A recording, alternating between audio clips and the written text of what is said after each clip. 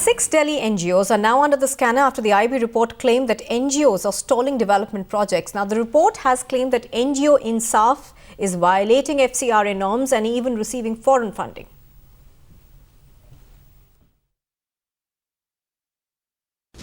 It's less of an intelligence report than a cock and bull story.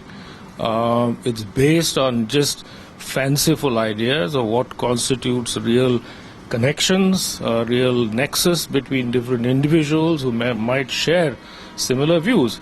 We have taken absolutely no money from any foreign source, or for that matter from an Indian NGO which has an FCRA. All our funding is from individual members' contributions.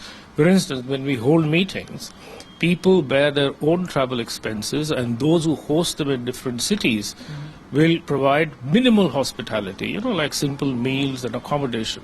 So we don't need a lot of money for our work.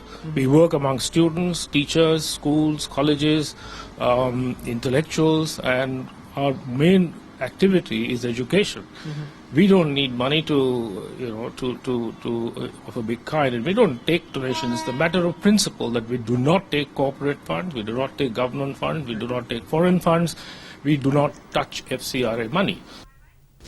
Well, Meetu has been reporting on this story. Meetu, even as most activists have dismissed these allegations that have been made in the IB report, the fact is that some of them face very serious allegations under the FCRA, which say that they had received foreign funding at various given points in time.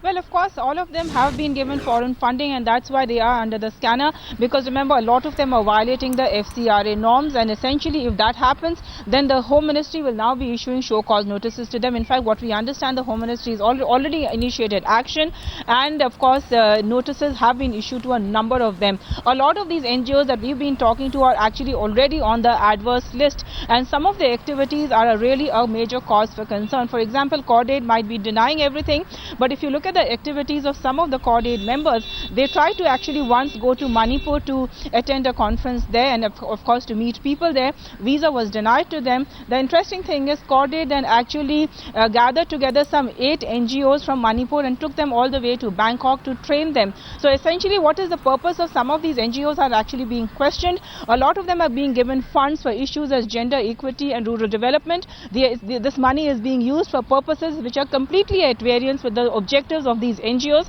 and therefore now questions are being asked. Questions are also being asked as to why these NGOs are funding another network of NGOs. They are passing on their funds, which is in complete violation of the law, to other NGOs. Essentially, a major inquiry will now reveal as to actually what really is going on with these NGOs and what their ultimate objectives are. Right, Meetu, thanks for those details. Now, in fact, we also spoke to Harsh Jaitley. He's the CEO of Voluntary Action Network India.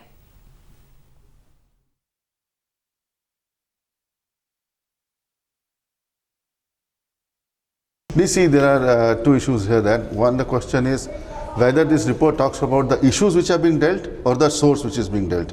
Now let's talk about the source. If source is a foreign money, if that is under question, then we have a very strict rules and regulation called FCRA, which monitors all those things, that from where the money is coming for what purpose.